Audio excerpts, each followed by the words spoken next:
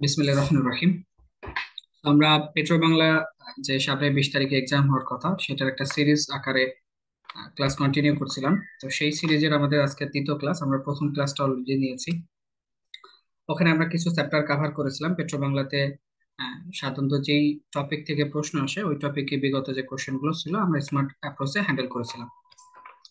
তো তারই ধারাবাহিকতা আমাদের সেকেন্ড ক্লাসের আমাদের টপিক শুরু হবে হচ্ছে গতদিন আমরা স্পিড টাইম ডিস্টেন্স করেছিলাম, তাহলে আমরা আজকে পার্সেন্টেজ থেকে শুরু করব। তো পার্সেন্টেজ থেকে খুব বেশি ম্যাথ আসলে আসে নাই পেট্রো বাংলাতে। তারপর শুরু করি। আমরা এখানে একটা ম্যাথ আমি আগেই বলে রাখছি, একটা ম্যাথ আমরা 3 থেকে 4টা 5টা 6টা অ্যাপ্রোচে দেখবো আর কি।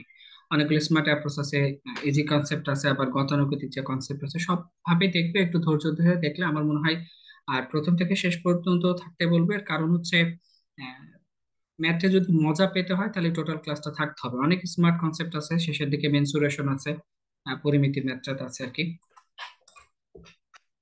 তো প্রথম যে প্রশ্নটা আছে, একটি বই ও একটি কলমের মূল্য একত্রে 850 টাকা। যদি কলমের মূল্য 12% এবং বইয়ের মূল্য 5% বৃদ্ধি পায়, তবে ওই বই ও কলম ক্রয় করতে মোট 934.550 টাকা প্রয়োজন হয়। সো বই ও কলমের মূল্য পৃথকভাবে কত? দেখেন, এই যে প্রশ্নটা আসছে এই টাইপের একটা কোশ্চেন আপনাদের, একটা জনপ্রিয় কোশ্চেন আছে, ঘড়ি এবং চেনের মূল্য বৃদ্ধি পায়। তো সিমিলার, একদমই 100% সিমিলার কোশ্চেন। এই প্রশ্ন চাইলে আমরা 5 থেকে 6টা অ্যাপ্রোচে দেখতে পাবো। তো আমরা খুব স্ট্যান্ডার্ড কয়েকটা অ্যাপ্রোচ দেখি। এখানে যে ঘটনাটা হয়েছে, প্রথম খেয়াল করেন, আমি যদি একদম সহজ অ্যাপ্রোচ থেকে যাই, মানে স্মার্ট কনসেপ্টের প্রথম তো শুরু করি। আমরা প্রথম যে অ্যাপ্রোচটা এটা দেখবো সেটা হচ্ছে অ্যাপ্রোচ 01। তার আগে একটু বলে নিই কি হয়েছে। একটি বই ও একটি কলমের মূল্য একত্রে 850 টাকা আছে। তো কলমের মূল্য 12% বৃদ্ধি পাচ্ছে এবং বইয়ের মূল্য 5% বৃদ্ধি পায়। অ্যাজ এ রেজাল্ট, যেহেতু দুইটার মূল্য বৃদ্ধি পায়, তো সেক্ষেত্রে টোটাল যে দামটা আসে সেটা 934.5 টাকা।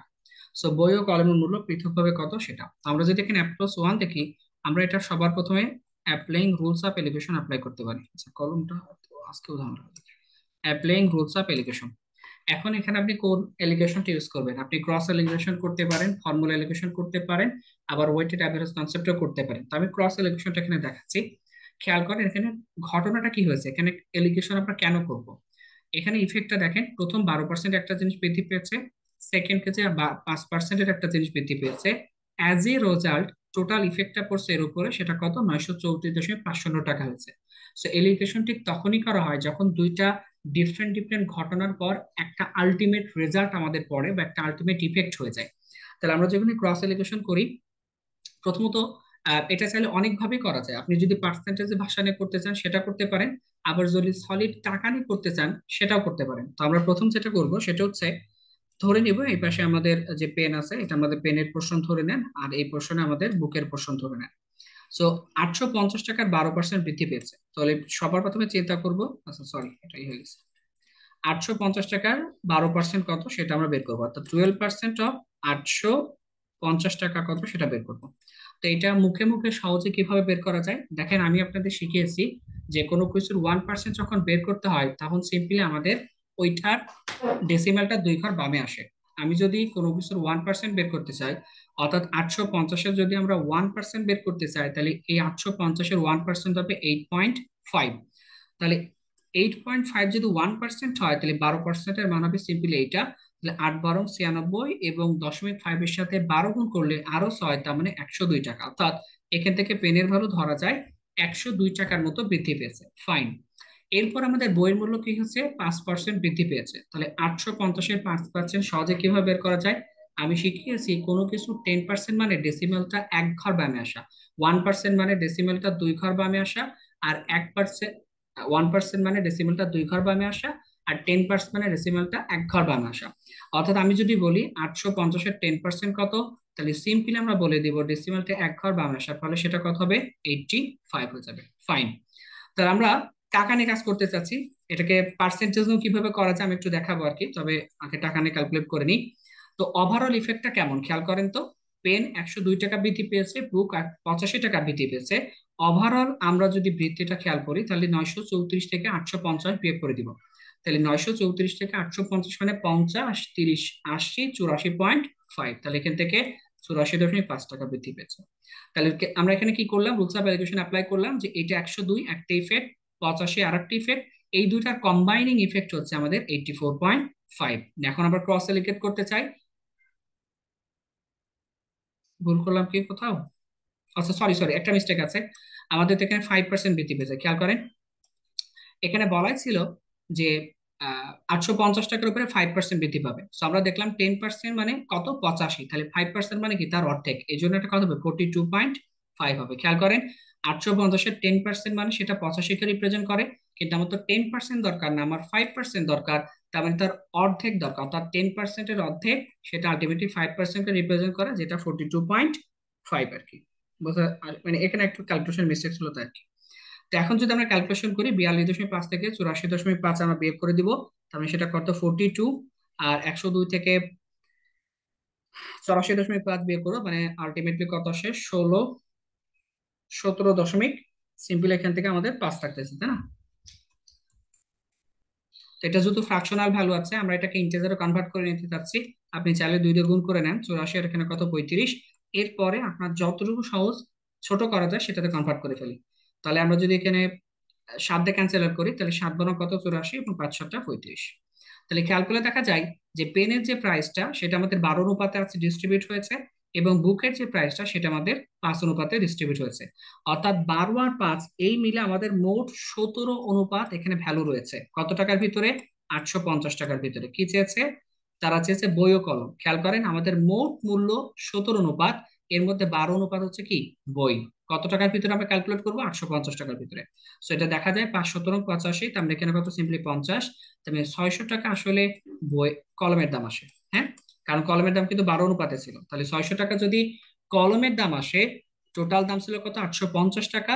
ওখান থেকে এটে 600 টাকা যদি আপনি বিয়োগ করে দেন, সাবট্রাক্ট করে দেন, তাহলে বুকের দাম আসবে সিম্পলি 250 টাকা। এটা আমাদের এই প্রশ্নের উত্তর। হোপ এটা ক্লিয়ার আপনাদের, এটা কঠিন কোনো কনসেপ্ট না। Simply rules of allegation apply করেছি, দেখেছি পেনের মূল্য 102 টাকা বৃদ্ধি পেয়েছে, 850-এর 12%। বুকের মূল্য আমাদের 5% বৃদ্ধি পাওয়ার অর্থ হচ্ছে 42.5 টাকা বৃদ্ধি পাওয়া। এই দুইটার ইফেক্ট পড়ার পরে দেখা যাচ্ছে আলটিমেটলি 84.5 টাকা বৃদ্ধি পেয়েছে। আমরা ক্রস এলিগেট করেছি, ক্রস এলিগেট করলে দেখতে পাইলাম যে এই যে টোটাল যে কম্বাইনিং মূল্য, এর মধ্যে 12 অনুপাত আসলে বই রিপ্রেজেন্ট করে, সরি পেন রিপ্রেজেন্ট করে, আর 5 অনুপাত আমাদের বই রিপ্রেজেন্ট করে। এটা উল্টাপাল্টা কেন হচ্ছে, বারবার মনে হচ্ছে যে বইয়ের দাম তো বেশি হওয়া উচিত, পেনের দাম তো কম হওয়া উচিত, কিন্তু প্রশ্নে যেভাবে আছে সেটাই তো দেওয়া লাগবে। তাহলে মোট আমাদের 17 অনুপাত, এর ভিতরে অনুপাত আমাদের কলম কত, 12। সো 17-র 12 আমাদের কলম আছে কত, আউট অফ 850 টাকা। সো ক্যান্সেল আউট করলে 600 টাকা আসে আমাদের কলম। এই যে প্রথমে বলছে দেখেন, কলমের মূল্য কত, এই যে পেন ধরেছিলাম, পেন আমাদের 600 টাকা আসে কলম, এবং বাদ বাকি যে 5 অনুপাত, এটা আপনি এভাবে বের করতে পারেন যে 17-র আউট অফ 5 অনুপাত হচ্ছে বই, টোটাল আমাদের কত, 850। তো এটা ক্যান্সেল আউট করে দেন, 50 আসবে, 5 50 কত, 250, এভাবেও করতে পারেন। অথবা টোটাল কম্বাইনিং মূল্য যেহেতু 850, আপনি যেহেতু কলম 600 টাকা অলরেডি পেয়েছেন, তাহলে বই অবশ্যই 250 টাকা হবে। এখন কথা হচ্ছে এই এটা যেহেতু আমাদের বিজিএফসিএল এর, বাংলাদেশ গ্যাস ফিল্ডের আপনি অ্যাসিস্ট্যান্ট ম্যানেজার, রিটেনের কোশ্চেন, আপনি ক্রস এলিগেশন করতে পারবেন কিনা? প্রথমত ক্রস এলিগেশন করা যায়, কোনো সমস্যা হয় না। তবে বাংলাদেশের প্রেক্ষাপটে কেন জানি ক্রস এলিগেশনকে একটু বাঁকা চোখে দেখে। তো আমি যে আপনাদের ফর্মুলা এলিগেশনটা শিখিয়েছি বা ওয়েটেড অ্যাভারেজের কনসেপ্টটা শিখিয়েছি, সেম জিনিস ওখানে অ্যাপ্লাই করে দেবে, ঠিক আছে? তাহলে আর সমস্যা নাই। ওকে, নেক্সট। তাহলে এটা আমরা একটা অ্যাপ্রোচ দেখলাম, এই ম্যাথটা আমাদের রুলস অফ এলিগেশন একটা অ্যাপ্রোচ দেখলাম। এবার এবার একটা দারুণ কনসেপ্ট দেখি আমরা। গতকাল দেখবেন যে আমি যে সলিউশন দিলাম এনসিসি ব্যাংকের, ওখানে আপনার ইন্টারেস্টের একটা ম্যাথ ছিল, এবং ইন্টারেস্টের ম্যাথটা আমরা মিনিমাম স্যাটিসফ্যাকশন মেথড দিয়ে করেছিলাম, রুলস অফ এলিগেশনও করেছিলাম, এবং মিনিমাম স্যাটিসফ্যাকশন মেথডও করেছিলাম। তো এই জায়গাতেও মিনিমাম স্যাটিসফ্যাকশন মেথডটা করা যায়। কেন করা যায় একটু খেয়াল করেন। অ্যাপ্রোচ টু দিই আমরা এখান থেকে, অ্যাপ্রোচ টু। মিনিমাম স্যাটিসফ্যাকশন মেথডের কথা হচ্ছে, এটাকে অল্টারনেটিভ স্যাটিসফ্যাকশন মেথডও বলে। আমরা প্রথমে যে কাজটা করব সেটা হচ্ছে, আপনার এই যে 850 টাকা দেখতেছেন, এই টাকার উপরে দুইটা বৃদ্ধি হয়েছে, একটা কলমের মূল্য 12% আর একটা বইয়ের মূল্য 5%। আমরা এখান থেকে মিনিমাম যে পার্সেন্টেজটা ইনক্রিজ হয়েছে সেটা কালেক্ট করব। সো আমরা সিম্পলি বলে দিব যে 5%, আমরা টোটালটার উপরে 5% অ্যাপ্লাই করে দেখি যে 5% অফ 850 টাকা কতটুকু আসে। সো 5% অফ 850 মানে একটু আগে বলেছি যে কোনো কিছু 10% মানে ডেসিমেল এক ঘরে ব্যামে আসা, অর্থাৎ সেটা 85, আর 5% মানে যেটা সেটা ডেফিনেটলি 42.5 টাকা। তাহলে একটা জিনিস খেয়াল করেন, এই 850 টাকার উপরে দুইটার দামই যদি 5% করে বৃদ্ধি পেত, সেটা কিন্তু 42.5 টাকা বৃদ্ধির সমান হতো। আই রিপিট, এই 850 টাকার উপরে দুইটার দামই যদি 5%, টোটালটার উপরে মোটের উপরে যদি 5% বৃদ্ধি পেত, সেটা আসলে 42.5 টাকা বৃদ্ধি পেত। কিন্তু আমার কি 42.5 টাকা বৃদ্ধি পেয়েছে? না। কত টাকা বৃদ্ধি পেয়েছে? একটু আগে আপনারাই ক্যালকুলেট করলেন যে 84.5 টাকা বৃদ্ধি পেয়েছে। তাহলে এই যে এক্সট্রা টাকাটা বৃদ্ধি পেলো, সেটা কেন বৃদ্ধি পেলো, এটা যদি আমরা বুঝতে পারি। দেখেন এক্সট্রা কত টাকা বৃদ্ধি পেয়েছে, 42.5 থেকে 84.5 টাকা। এটা আলটিমেটলি 42 টাকার সমান। এই টাকাটা এক্সট্রা। আই রিপিট, যদি মোটের উপরে 5% বৃদ্ধির কথা ধরতাম, আমার 42.5 টাকা বৃদ্ধি পেত। কিন্তু আমি দেখছি না, আমার 42.5 টাকা বৃদ্ধি পায় না, আমার কত পেয়েছে? 84.5 টাকা। কেন? কারণ দেখেন, আপনি তো মোটের উপর দুইটা 5% কাউন্ট করছেন, কিন্তু টোটাল তো আর 5% বৃদ্ধি পায় নাই। একটা 5% বৃদ্ধি পেয়েছে, সেটা আপনি কাউন্ট করে ফেলছেন। এটার ভিতর 5% আছে, সেটাও কাউন্ট করছেন। বাট এটা তো 5% না, দিস ইজ রিপ্রেজেন্টিং আস 12%। তার মানে আরো 7% বৃদ্ধি হয়েছে। তাহলে সিম্পলি বলতে পারি, এই যে 42 টাকা এক্সট্রা, এটা বলতে পারি 7% অফ পেন। এই 7% অফ পেনই আসলে 42 টাকাকে রিপ্রেজেন্ট করে। আমি আবার বলি, টোটালটার ওর 5% যদি দেন, তাহলে 42.5 টাকা ইনক্রিজ হওয়ার কথা ছিল, কিন্তু আমি বুঝতে পারছি 84.5 টাকা ইনক্রিজ হয়েছে। তাহলে এই যে 42 টাকা এক্সট্রা ইনক্রিজ, এটা কার কারণে? এটা মূলত কলমের আরো 7% থাকার কারণে। তো এই জায়গা থেকে আমি ডিটেক্ট করলাম এই 7% অফ পেন, এটা আসলে 42 টাকাকে রিপ্রেজেন্ট করে। আমি খুঁজে বের করব 100% অফ পেন, কারণ তারা পেনের মূল্য চেয়েছে। 100% অফ পেন কত, সেটা খুব সহজে ক্যালকুলেট কিভাবে করা যায় আমরা শিখিয়েছি। যে 7 যদি 42 হয়, মানে 6 টাইমস এর ভ্যালু দেয়, তাহলে এইটাও 6 টাইমস এর ভ্যালু দিয়ে 600 টাকা হবে। So this is absolutely the price of pen. So rest of that 850 minus 600, that is 250। সেই টাকাটা আমাদের কত? বুকসের। ঠিক আছে? তো দেখেন, মিনিমাম স্যাটিসফ্যাকশন মেথড দিয়ে আপনি এটা জাস্ট 2 লাইনে করে দিতে পারবেন, এটা কোনো সন্দেহ নাই। আমি আশা করি বোঝাতে পারছি। কোনো কোশ্চেন থাকলে অবশ্যই জানাবেন। সো আর একটা কথা বলি, যেখানে রুলস অফ এলোকেশন অ্যাপ্লাই করা যায়, ঠিক একইভাবে সেখানে মিনিমাম স্যাটিসফ্যাকশন মেথডও অ্যাপ্লাই করা যায়। প্রত্যেকটা জায়গায় এটা সম্ভব আর কি। তো এটা আমাদের অ্যাপ্রোচ টু গেল। হ্যাঁ, তাহলে 7% অফ পেন, এটা কিন্তু পেনের জন্য, এই জায়গাটা ডিটেক্ট করতে হবে এটা কার জন্য। এটা কিন্তু এই যে এনার জন্য, এক্সট্রা 7% অফ পেনের কারণে এই 42 টাকার আসলে আবির্ভাব হয়েছে। তাহলে পেনের 7% যদি 42 টাকা হয়, পেনের আলটিমেটলি 100% মানে 600 টাকাকে রিপ্রেজেন্ট করা হয়। তাহলে বাদ বাকি টাকাটা অবশ্যই সেটা বইকে রিপ্রেজেন্ট করে। তাহলে এটা আমরা অ্যাপ্রোচ 2 দেখলাম। So next jump to the approach 3।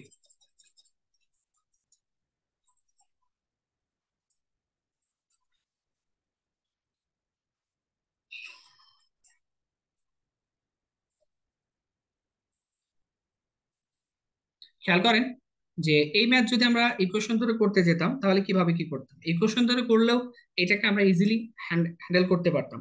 খেয়াল করেন, সিম্পলি আমরা বলে দিই যে আমাদের কলমের যে প্রাইস, সেটা এক্স টাকা ধরে নিলাম। তাহলে আপনি যদি বুকস এর প্রাইস ধরেন, সেটা আমাদের 850 মাইনাস এখান থেকে এক্স টাকা বলে দিব। হ্যাঁ, একটু লিখে দিই আর কি। এটা আমাদের বুক, আর এটা আমাদের পেন হচ্ছে যে আমাদের এক্স টাকা। ম্যাথ গুলোকে ইজি করার জন্য সবসময় সেম ভেরিয়েবল ধরে কাজ করবেন। অর্থাৎ একটাকে এক্স আর একটাকে ওয়াই ধরতে গেলে আপনার ক্যালকুলেশন জটিল হয়ে যাবে, কারণ ওখানে আননোন ভেরিয়েবল থাকবে দুইটা, আপনাকে দুইটি ইকুয়েশন ফর্ম করতে হবে এটাকে সলভ করতে। কিন্তু আপনি যদি একই ভেরিয়েবল ধরে কাজ করেন, তাহলে এটা সুবিধা হবে।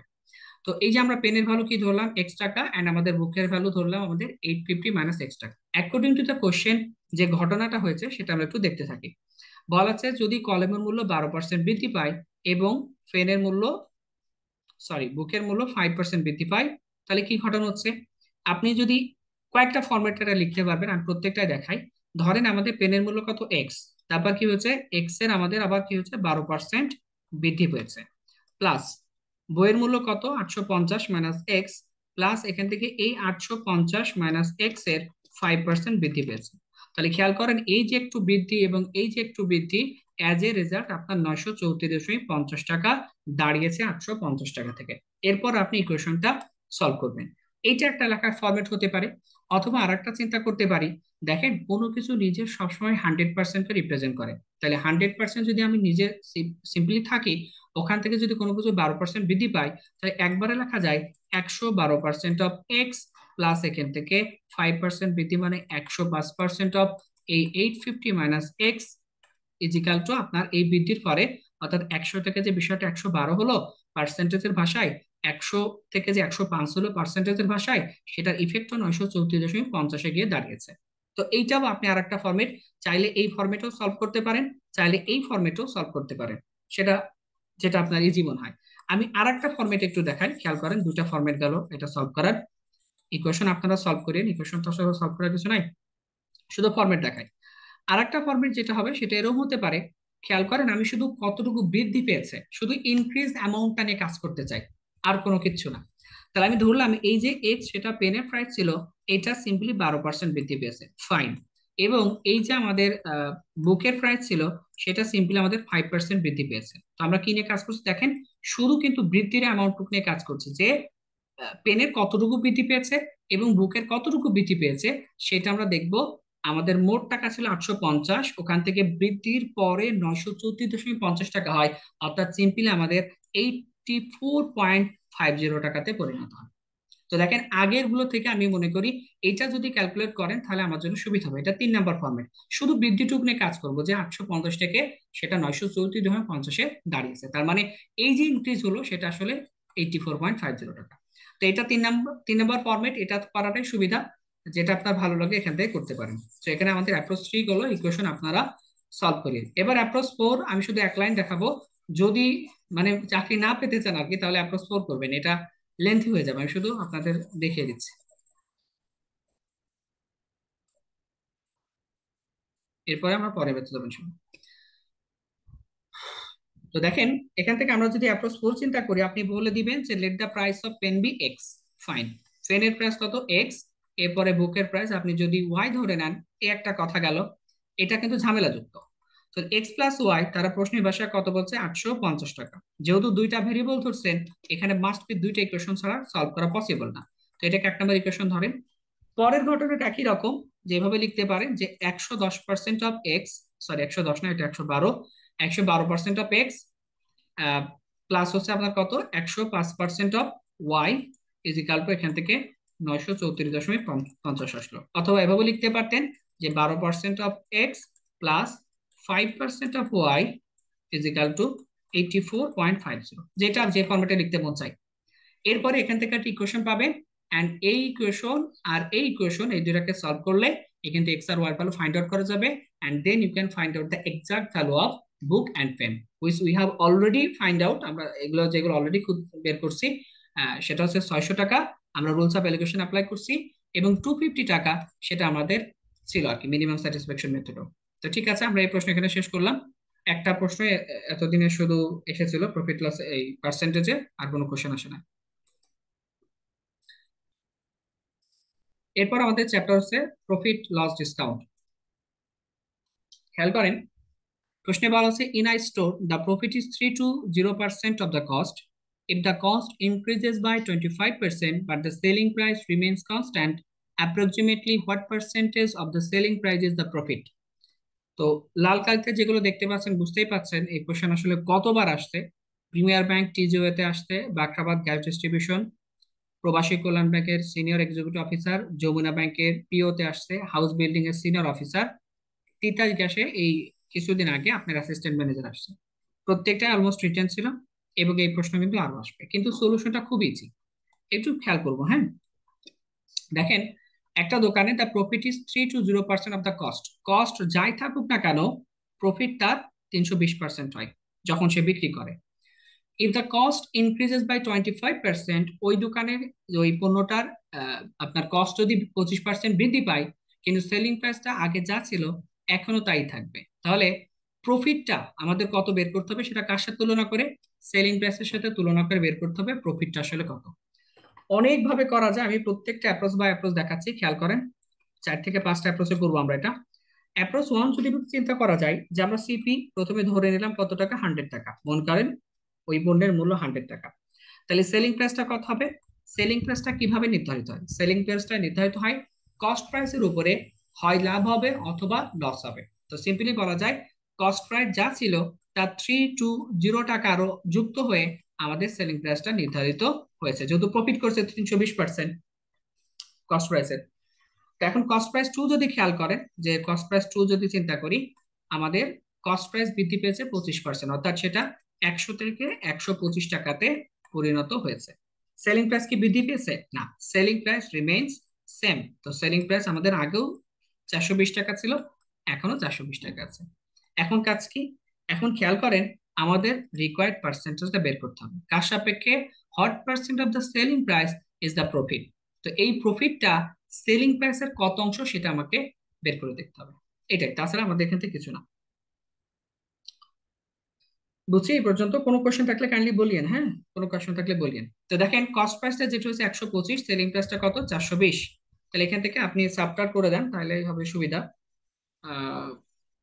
300 মানে 295 আসবে। এই যে 295 টাকা আমাদের কি আসতেছে? প্রফিট।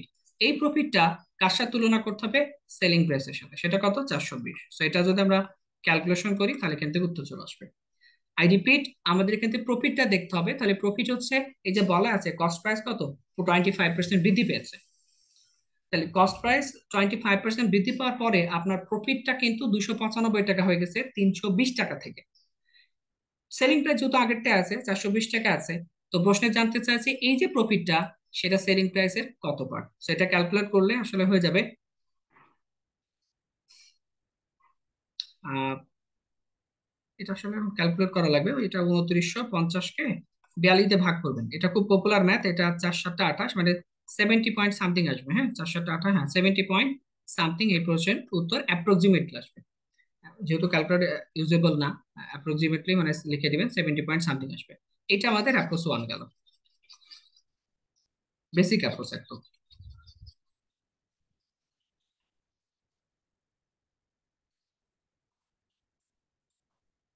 আমরা অ্যাপ্রোচ টু করি, যে আমরা চাইলে এভাবে করতে পারি। এটাকে যদি আমরা রেশিও স্টাইলে নিয়ে যেতে চাই, যে ফার্স্ট কেজেস এর ক্ষেত্রে আহ, আপনি যদি ফার্স্ট কেজে চিন্তা করেন, সেটা এরকম যে সিপি বের করব। ফার্স্ট কেজে আমি বলে দিব যে first cases first cases CP is to আমাদের সেলিং প্রাইস কত। তাহলে সিপি যদি 100 টাকা হয়ে থাকে, আর সেলিং প্রাইস কত? সেলিং প্রাইস হচ্ছে আপনার এখান থেকে 100 প্লাস এখান থেকে সিম্পলি 320, অর্থাৎ এটা আসবে 100:420 টাকা।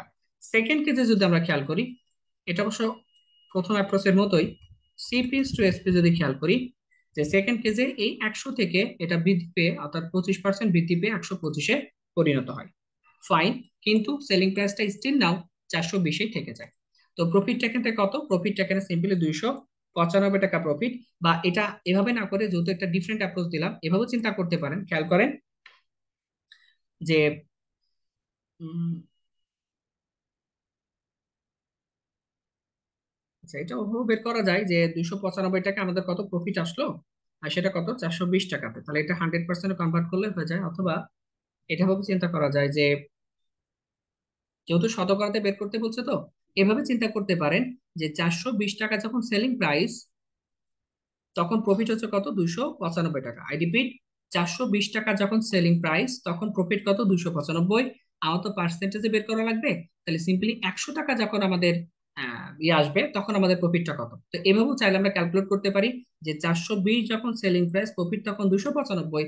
100 যখন সেলিং প্রাইস হবে, মানে ওরা তো তুলনা করতে বলছে 100-তে কত, তখন আমাদের সেলিং প্রাইস কত, এভাবে আমরা চাইলে বের করতে পারি। তাহলে সিম্পলি এটাও 295 × 100 ডিভাইডেড বাই আপনার 420, সেটা ক্যালকুলেট করলো সিম্পলি আমাদের 70 পয়েন্ট সামথিংই এখান থেকে আসবে আর কি। তো আশা করি এটা ক্লিয়ার, এটা বুঝতে পারছেন, কোনো সমস্যা থাকার কথা না।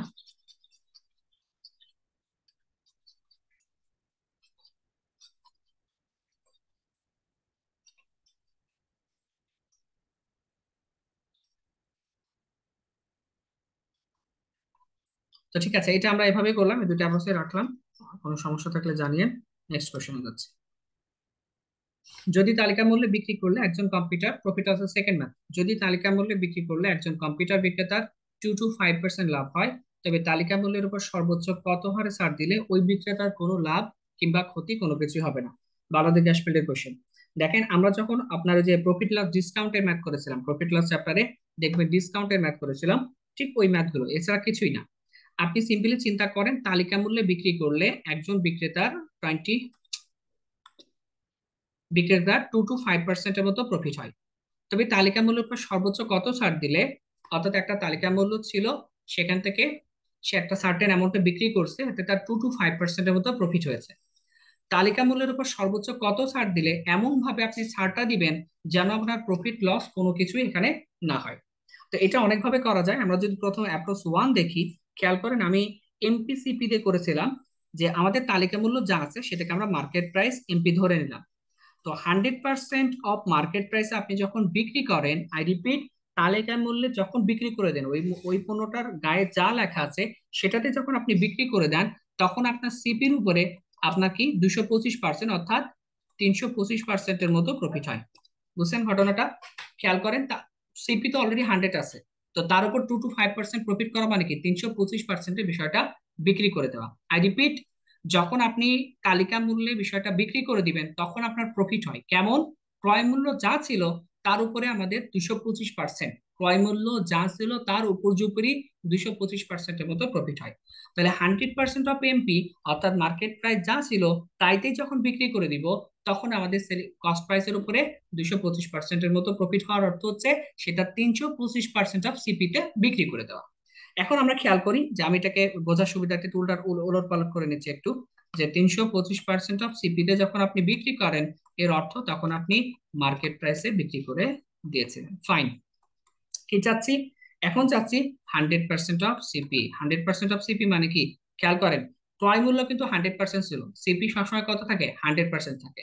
আমি চাচ্ছি আমার ক্রয় মূল্যটা 100%-এ নিয়ে আসতে, এন্ড 100% নিয়ে আসলে এমপির উপর কি ইফেক্টটা পড়ে সেটা আমরা দেখতে চাই।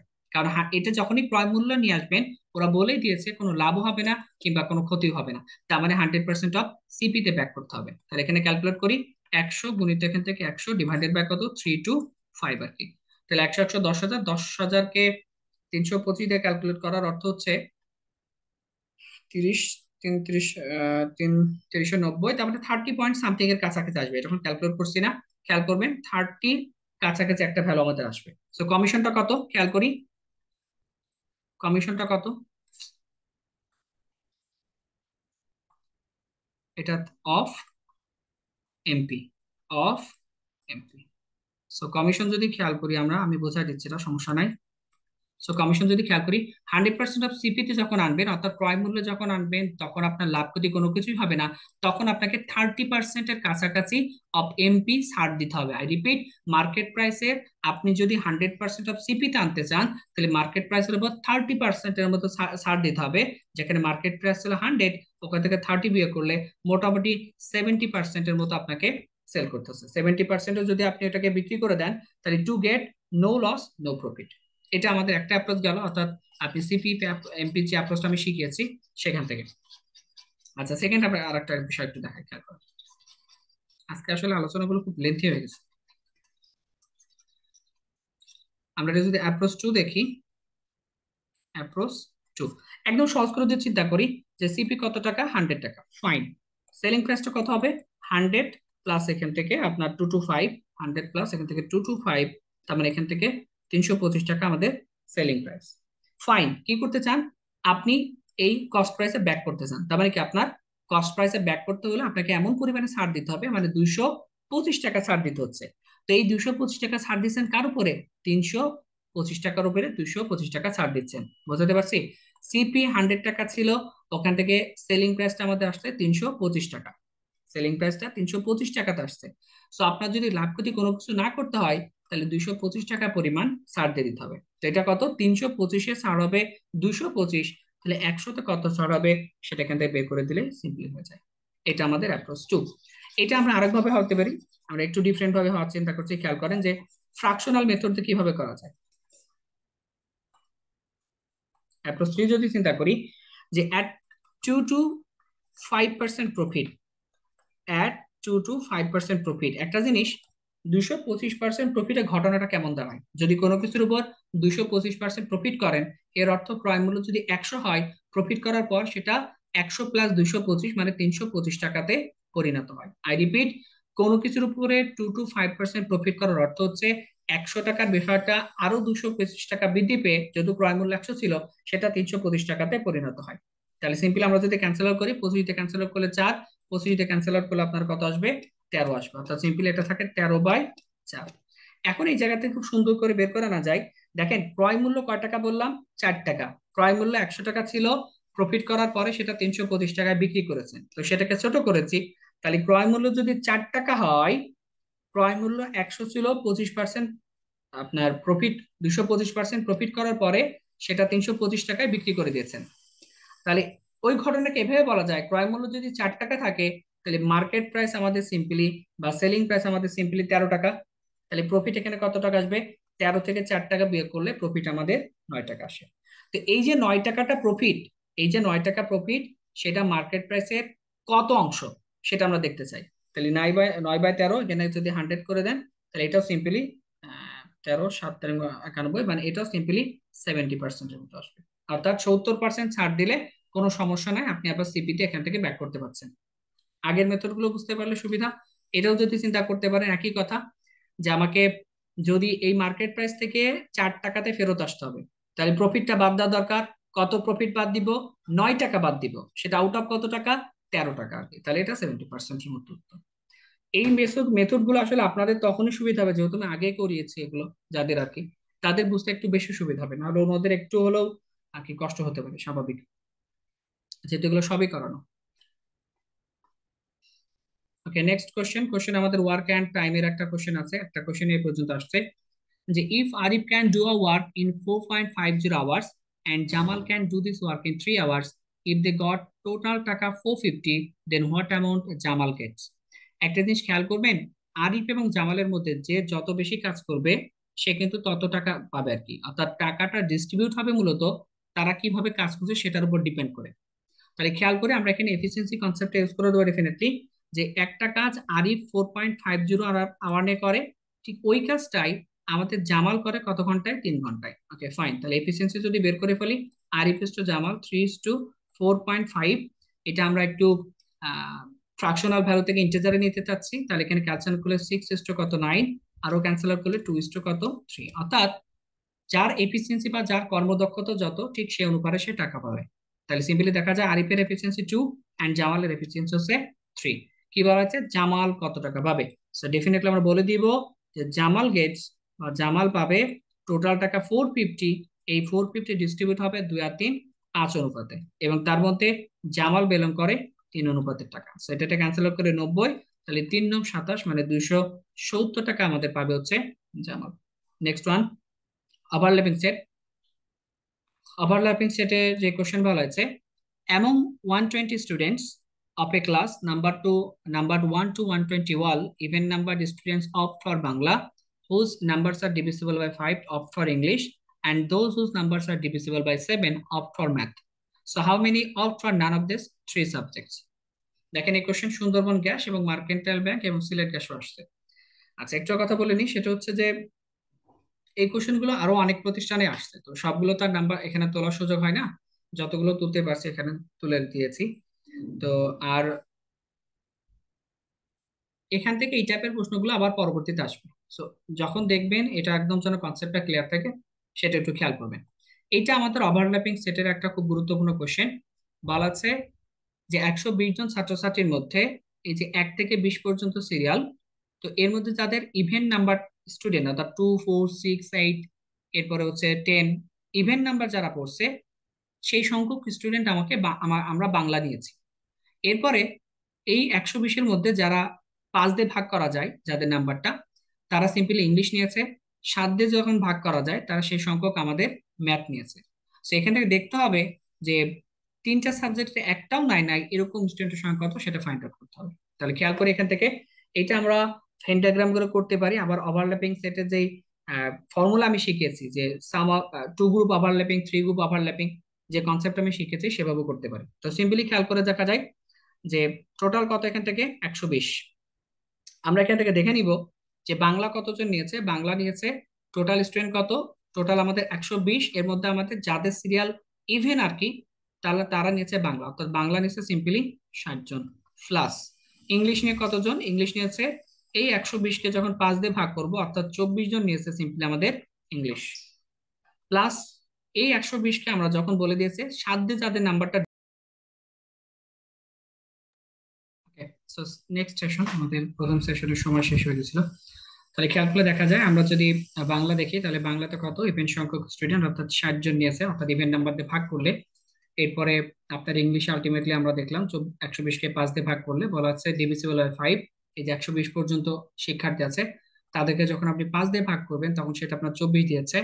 এরপর 120-কে যখন 7 দিয়ে ভাগ করবেন, আহ, সেটা একদম যে ভাগ হতে হবে এরকম বিষয় না, মানে একদম যেহেতু এখানে স্টুডেন্ট সংখ্যা রয়েছে, তাহলে স্টুডেন্ট সংখ্যা তো আপনার সলিড পাবেন না অনেক সময়, তাই না? 7 17 অঙ্ক তো 119 আসে, তাহলে আলটিমেটলি এখানে আমরা 17 পাবো। ফ্র্যাকশন আবার চিন্তা করার দরকার নাই।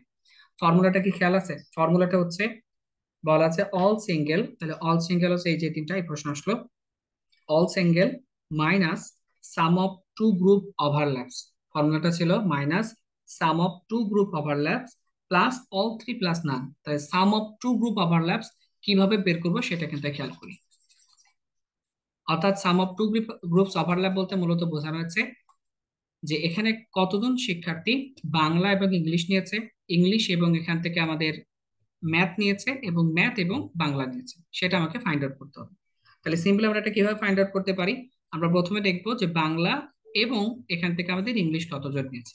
তাহলে খেয়াল করেন, টোটাল স্টুডেন্ট সংখ্যা 120, এর ভিতরে বাংলা ভাগ দিয়ে যায় কত? 5, সরি বাংলা যায় আমাদের 2 দিয়ে, ইভেন নাম্বার স্টুডেন্ট। আর এখানে আমাদের আহ, ইয়া বলা হয়েছে কি, ইংলিশ বলা হয়েছে 5, তাহলে 5 দুগুণে আলটিমেটলি এলসিএমটা নিব 10। তাহলে আলটিমেটলি 12 জন শিক্ষার্থী এমন পাওয়া যাবে যারা বাংলা প্লাস ইংলিশ বোথ নিয়েছে। এরপর আমরা ইংলিশ প্লাস ম্যাথ বের করতে চাই, তাহলে টোটাল আমাদের কত? 120 সিরিয়াল করা আছে 1 থেকে 120 পর্যন্ত, এবং এখানে খুব ক্লিয়ারলি বলা আছে যে ইংলিশে আমাদের কত? 5 দিয়ে, এবং ম্যাথ আমাদের 7 দিয়ে। তাহলে 5 আলটিমেটলি 35 দিয়ে ভাগ করে দিব, তাহলে কিন্তু দেখা যায় মোটামুটি 3 এর কাছাকাছি একটা সিম্পলি ভ্যালু আসে। তাহলে এখানে পেয়ে গেলাম। এরপর আমাদের দরকার হচ্ছে ম্যাথ প্লাস এখান থেকে বাংলা। তাহলে আলটিমেটলি টোটাল 120, আমরা দেখবো ম্যাথ কত ছিল? 2 ছিল, এবং আপনার ম্যাথ, সরি বাংলা ছিল 2 এবং ম্যাথ ছিল হচ্ছে 7। তাহলে 7 দুগুণ এখান থেকে কত? 14। তাহলে এক্ষেত্রে 7 14 কত? 98, 8 14 112। তাহলে সিম্পলি এখান থেকে আমরা পাচ্ছি হচ্ছে 8। তাহলে এইটা আমাদের সাম অফ টু গ্রুপস ওভারল্যাপ। এই টোটাল প্রশ্নটা আমাদের আসলে হচ্ছে সাম অফ টু গ্রুপস ওভারল্যাপ। ওকে, এবার আমাদের ফর্মুলাতে ছিল, এটা ফর্মুলা আমি একটু লিখে দিচ্ছি যদি সমস্যা হয়। যে ফর্মুলা ছিল হচ্ছে total plus all single, total plus all single minus sum of two groups overlap, sum of two groups overlap, simply এখান থেকে প্লাস অল থ্রি প্লাস না। এখন তিনটাই নিয়েছে এরকম সংখ্যক শিক্ষার্থী যদি বের করতে চান, তাহলে 120 আমরা ভাগ করব হচ্ছে 2, 5 এবং 7 এর এলসিএম দ্বারা। তাহলে 5 7 35, 35 দুগুণ আলটিমেটলি 70 দিয়ে যদি ভাগ করেন, মোটামুটি একজনই পাওয়া পসিবল যে কি করছে, তিনটাই নিয়েছে, প্লাস এখান থেকে সিম্পলি কি করব না। সো এখন এটা ক্যালকুলেট করলে মোটামুটি হয়ে যাবে।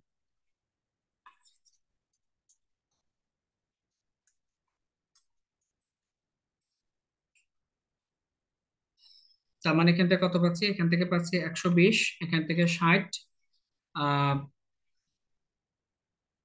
60 আর 20 কত? 80, 84, 84-এর সাথে আমরা যদি 7 নিই 91, 101। আর এখান থেকে কত পাবো? এখান থেকে পাবো হচ্ছে 8 আর 3 11, 11 12 কত? 23। তাহলে এখান থেকে 101, 23, আর এখান থেকে আছে 1, মানে কত ক্যালকুলেট করতে ঝামেলা হচ্ছে দেখি।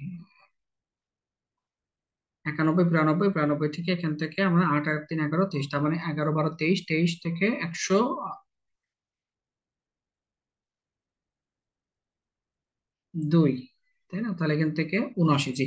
তাহলে এটা আলটিমেটলি 79 প্লাস এখান থেকে নান। আর তাহলে এখান থেকে আমরা যদি নান বের করতে চাই, তাহলে সিম্পল এখান থেকে আসবে 120 মাইনাস 79, তাহলে এখান থেকে 41, 40 আর 41, হ্যাঁ। তাহলে এটা আমাদের এই প্রশ্নের উত্তর। Next question, a survey of 10 people in the town of Eros found that 50% of them prefer brand A. Another survey of 100 people in the town of Angle found that 60% prefer brand A. In total, 55% of all the people surveyed together prefer brand A. So what is the total number of people surveyed? তার মানে এখানে যেটা বলা আছে, একটা টাউনে N সংখ্যক মানুষ প্রথমে ছিল। খেয়াল করেন, এন সংখ্যক মানুষ প্রথমে ছিল। তো ওখানে দেখা যাচ্ছে যে 50% ব্র্যান্ড একে আপনার প্রিফার করে। আরেকটা শহরে 100 জন লোকের ভিতর সার্ভে করা হয়েছে, ওখানে দেখা যাচ্ছে 60%-এর মতো ব্র্যান্ড এ প্রিফার করে।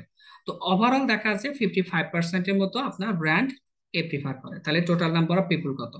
তো যদি এটা আমাদের মানে না ইয়াতে ফেলেছি, ওভারল্যাপিং সেটে ফেলেছি, এটা পার্সেন্টেজের মধ্যে ফেলাটা উচিত। খুবই সহজে করা যায়, অনেক ভাবে করতে পারেন। আমি প্রথমে রুলস অফ এলিগেশনটা দেখাই, তারপর আরেকটা সুন্দর অ্যাপ্রোচ দেখাই। দেখেন, প্রথম ক্ষেত্রে যদি খেয়াল করি, অর্থাৎ প্রথম যে শহর ছিল সেখানে এন সংখ্যক লোক ছিল, আর দ্বিতীয় শহরে আমাদের 100 লোক ছিল। তো এন সংখ্যক লোকের মধ্যে আমাদের 50%-এর মধ্যে হচ্ছে যে ব্র্যান্ড এ প্রিফার করছে, তাই না? পার্সেন্টেজ না দিলেও হবে। আর আরেকটা শহর 100 জন, সেখানে আমাদের 60%-এর মতো ব্র্যান্ড এ প্রিফার করছে। তাহলে এই যে দুইটার ইফেক্ট, এই ইফেক্টটা পড়ছে আমাদের কত? 55-এ। আই রিপিট, এই শহরে আমাদের 50 এবং অপর শহরে আমাদের 60 সংখ্যক লোক ব্র্যান্ডে প্রিফার করছে, এবং এই দুইটার কারণে আমাদের ইফেক্টটা পড়ছে, সেটা হচ্ছে 55। তাহলে আমরা যদি খেয়াল করি, মানে এটা ওভারঅল আর কি, তাহলে ক্রস এলিগেট করলে 5 কত? সিম্পলি 5 আসে, অর্থাৎ 1 সিম্পলি 1। তো খুব ক্লিয়ারলি বলা যায়, দেখেন, এই যে আমাদের এখানে যে 1, সেটা প্রশ্নের পাশে 100 ইউনিটকে রিপ্রেজেন্ট করে, 100 মানুষকে রিপ্রেজেন্ট করে। অর্থাৎ আমাদের পাশে যেটা 1 ইউনিট, সেটা 100 জনকে রিপ্রেজেন্ট করে। টোটাল কত নম্বর, কতজন লোক সার্ভে করা হয়েছিল সেটা জানতে চেয়েছে। তো আমরা দেখতে পাচ্ছি টোটাল আমাদের 2 ইউনিট সার্ভে করা ছিল, অর্থাৎ 1 ইউনিট যদি 100 হয়ে থাকে, তাহলে 2 ইউনিট ইজ নাথিং বাট 200। এটা আমাদের এই প্রশ্ন সিম্পলি উত্তর। ঠিক আছে, এটা একটা অ্যাপ্রোচ গেল। আজকে আসলে শরীরটা ভালো লাগছে না, তো কথা বলতে একটু ঝামেলা হচ্ছে। এখন কথা দিয়েছিলাম যে আজকে দ্বিতীয় ক্লাস দিব, সো মাস্ট বি এটা করাই লাগছে। তবে মানে শেষ করতে পারবো না সব। যদি আপনাদের মনে হয় যে থার্ড একটা ক্লাস নিবেন আপনারা আগামীকাল, তাহলে আমাকে জানিয়েন, তাহলে আমি তৃতীয় ক্লাস দেওয়ার চেষ্টা করব। তবে যেহেতু এক্সাম খুব দ্রুত হয়ে যাবে, 20 তারিখে এক্সাম আর কি, এখন দিব কিনা সেটা আপনাদের উপর ডিপেন্ড করবে। আর যদি অসুস্থতা বোধ করি, তাহলে হয়তো আর থাকবে না তেমন ছিল। তো খেয়াল করি, এটা এভাবে চিন্তা করা যায়, দেখেন, যে 50% অফ এন, 50% অফ এন, যে এন সংখ্যক লোক যেখানে ছিল তার 50% ফাইন, প্লাস আর একদিকে যেটা ছিল 100 ছিল, তার আমাদের 60%-এর মতো প্রিফার করছে ব্র্যান্ডে। ওভারঅল ঘটনা কি হয়েছে? এই যে একটা ঘটনা, এই যে একটা ঘটনা, এই দুইটা ঘটনা মিলে ওভারঅল যেটা হয়েছে, 55%-এর মতো লোক পছন্দ করছে কাদের? এই যে এন প্লাস 100-এর। বুঝতে পারছেন এই ঘটনাটা? টোটাল লোকের, এটা একটা ঘটনা, এটা একটা ঘটনা, এন্ড টোটালটার উপরে 55% লোক পছন্দ করছে। টোটাল কেমন? প্রথম শহরে এন সংখ্যক লোক ইয়ে করছিলেন, দ্বিতীয় শহরে 100 লোক নিয়েছেন। সো ফাইন, খুব ক্লিয়ারলি করা যায়। দেখেন এখানে 50%-অফ এন, এটা 55%-অফ এন, মানে যদি গুণ করে দেন আর কি, তাহলে সিম্পলি কত থাকবে বলো তো? 5%-অফ এন থাকবে না? খুব ক্লিয়ারলি।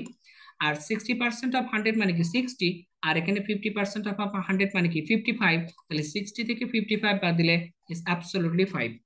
তাহলে ক্লিয়ারলি দেখা যায় 5%-অফ এন যদি 5 হয়ে থাকে, তাহলে 100%-অফ এনটা কত সেটা আমরা বের করতে চাই। দেখেন, 5%-অফ এন 5 হয়েছে, মানে 1 টাইমস এর ভ্যালু দিয়েছে, তাহলে এইটা 1 টাইমস এর ভ্যালু দিয়ে সিম্পলি 100 দিব, অর্থাৎ 100 গুণিত 1 মানে 100 জন। এখন এটা কি অ্যান্সার? ডেফিনেটলি না। তারা টোটাল নাম্বার অফ লোক চেয়েছে। তো এই যে এনটা ধরেছিলেন, সেটা কি প্রথম কেজে কতজন লোককে সার্ভে করা হয়েছে সেটা ধরেছিলেন। তাহলে প্রথম ক্ষেত্রে আমরা সার্ভে করেছিলাম 100, এবং সেকেন্ড যে কেসটা ছিল সেই কেসে আরো 100 জন সার্ভে করা হয়েছে। তাহলে total number of people we have surveyed, that is nothing but 200। So এইটা আমাদের এই কোশ্চেনের উত্তর। নেক্সট ওয়ান, এবার আমাদের জিওমেট্রি সেশন শুরু হচ্ছে। জিওমেট্রি সেশনে যে প্রথম ম্যাথটা আমাদের এখানে আছে, যে the angles of a triangle are in the ratio of 2:3:4, so what is the value of the largest angle in terms of বা in degrees in the triangle? খুব সহজ কথা, যে টোটাল যে আমাদের রেশিওটা দেওয়া আছে 4 3 7 আর 2 কত 9, তাহলে আমাদের ভাষায় টোটাল যে 9 ইউনিট অ্যাঙ্গেলের মান, সেটা আসলে প্রশ্নের ভাষায় 180-কে রিপ্রেজেন্ট করে। জানতে চেয়েছে বড়টা কত? বড়টা 4 ইউনিট। তাহলে 9 ইউনিট যদি 180 হয়ে থাকে, 4 ইউনিট হবে সিম্পলি এখান থেকে আমাদের কত? দেখেন, এটা যদি 20 টাইমস এর ভ্যালু দেয়, 20 টাইমস এর ভ্যালু দেয়, এটাও 20 টাইমস এর ভ্যালু দিয়ে 80 আসবে। তাহলে এটা যদি 9 ইউনিট যদি 180 হয়ে থাকে, 4 ইউনিট আমাদের সিম্পলি 80 আসবে, আমাদের the largest angle of the triangle. ওকে,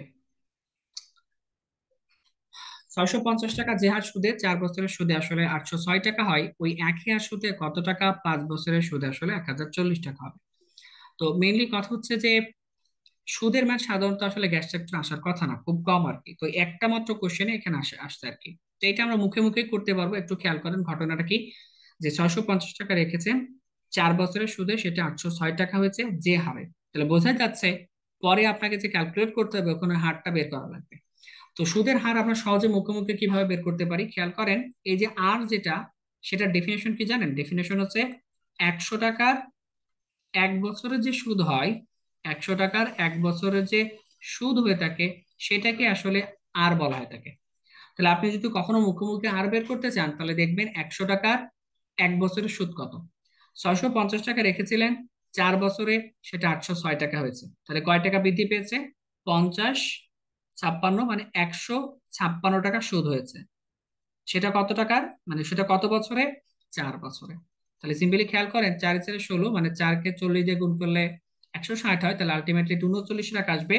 তাহলে খুব খেয়াল করে দেখা যায়, আমি যেটা বোঝাতে চাচ্ছি, 156 টাকা সুদ হয়েছে কয় বছরে? 4 বছরে। আমার কিন্তু 1 বছরের সুদ দরকার। তো 1 বছরের সুদ হয়েছে কত? 39 টাকা। কিন্তু সেটা তো 650 টাকাতে হয়েছে, আমার তো 100 টাকাতে দরকার। তাহলে 650 টাকাতে 39 টাকা হয়, তাহলে 100-এ কত হবে? তাহলে সিম্পলি এটা খুব ক্লিয়ারলি দেখা যাচ্ছে 6.5, আর 6 পয়েন্ট এটা ক্যান্সেল আউট করলে 6। তাহলে আর এর মানটা আমাদের সিম্পলি 6% আসে। তাহলে আর এর মানটা 6%। এখানে সুদের হার বলা আছে, বলা আছে ওই হারে কত টাকা 5 বছরের সুদে আসলে 1040 টাকা হবে। তো আমরা এভাবে চিন্তা করতে পারি যে আসল যদি 100 টাকা হয়ে থাকে, 5 বছরে সুদ আসল হবে কত? সিম্পলি 130 টাকা। তাহলে খেয়াল করেন, সুদ আসল যদি 130 টাকা হয়ে থাকে, তারা যে কন্ডিশন দিয়েছে সবগুলো মেনটেন করছি। সুদ আসল যদি 130 টাকা হয়ে থাকে, ওখানে আসল সিম্পলি 100 টাকাকে রিপ্রেজেন্ট করে। সুদ আসল যদি প্রশ্নের ভাষায় 1040 টাকা হয়, তাহলে আসল কত হবে? ক্যালকুলেশন সহজে কিভাবে করা যায়, এইটা আর এটা ক্যান্সেল আউট করে দেন। 13 104 হয়েছে, মানে কত টাইমস এর ভ্যালু দিয়েছে? 8 টাইমস এর ভ্যালু দিয়েছে। তাহলে এইটাও ডেফিনেটলি 8 টাইমস এর ভ্যালু দিয়ে 800 টাকা will be the correct answer. আচ্ছা, আজকে এই পর্যন্তই রাখছি আর কি। আরো আহ, একটু হয়তোবা ক্লাস করাইতে পারতাম। তো এই যে মেনসুরেশন টপিকটা রয়েছে, খুবই ইম্পর্টেন্ট কিছু ম্যাথ রয়েছে, মেনসুরেশন আছে, প্রবাবিলিটি আছে, তারপরে হচ্ছে অ্যালজেব্রা আছে, তারপরে আরো বিবিধ টাইপের কিছু ম্যাথ আছে। তো এগুলো আসলে আজকে আর মানে করতে পারলাম না, খারাপ লাগছে, আজকে শরীরটা পেরে দিচ্ছে না। তবে আপনারা যদি মানে ইন্টারেস্টেড থাকেন তাহলে আমরা আরেকটা ক্লাস নিব আগামীকাল ইনশাল্লাহ। এই যে ম্যাথমেটিক্যাল বিষয়গুলো আছে সেগুলো, প্লাস আমাদের ফোকাসের কথাবার্তা আজকে বলতেছিলাম, সেটা তো হলো না, যে ফোকাস কি কি আসতে পারে। বিশেষ করে হচ্ছে আমি অলরেডি একটা সাজেশন দিয়েছি যে আর্গুমেন্ট কি আসতে পারে, এবার এসে বা প্যারাগ্রাফ কি আসতে পারে, সেটা কিন্তু একটা ব্রড সাজেশন আমি দিয়েছি। বাংলা কি আসতে পারে, বিশেষ করে আমি যেই অ্যাপ্লিকেশন বা লেটার রাইটিং গুলো দিয়েছি যে গ্যাসের প্রিপেড মিটার, এইটা আসার সম্ভাবনা খুবই বেশি। আবার যে আর্গুমেন্ট রাইটিং দিয়েছি, সেটার আসার সম্ভাবনা খুবই বেশি। তো আপনারা যদি চান, আজকে কথা কিছুটা এড়িয়ে যাচ্ছে আর কি, আউড়িয়ে যাচ্ছে কথা কিছুটা অসুস্থতার কারণে। তো আপনাদের যদি কোনো ইয়া থাকে, ইন্টেনশন থাকে যে থার্ড ক্লাসটা পাবো, আপনি আবার কমেন্টে জানেন ইনশাল্লাহ। বাদ বাকি যে পরিমিতির ম্যাথ আছে, তারপর হচ্ছে আমাদের অ্যালজেব্রা আছে, প্রবাবিলিটি আছে, এইগুলো সহকারে আমরা ইনশাল্লাহ আগামীকালে ফোকাস রেটিং ক্লাস নিয়ে নিব। তো ঠিক আছে, ভুল ত্রুটি থাকতেই পারে অবশ্যই। আজকের ক্লাস এখানে শেষ করলাম। সবাই ভালো থাকেন ইনশাল্লাহ। সবাই সুন্দর করে পরীক্ষা দেন, আর পেট্রো বাংলা সলিউশন অবশ্যই এখানে পেয়ে যাবেন আর কি। ঠিক আছে। জি, ভালো থাকেন। আসসালামু আলাইকুম রহমতুল্লাহ।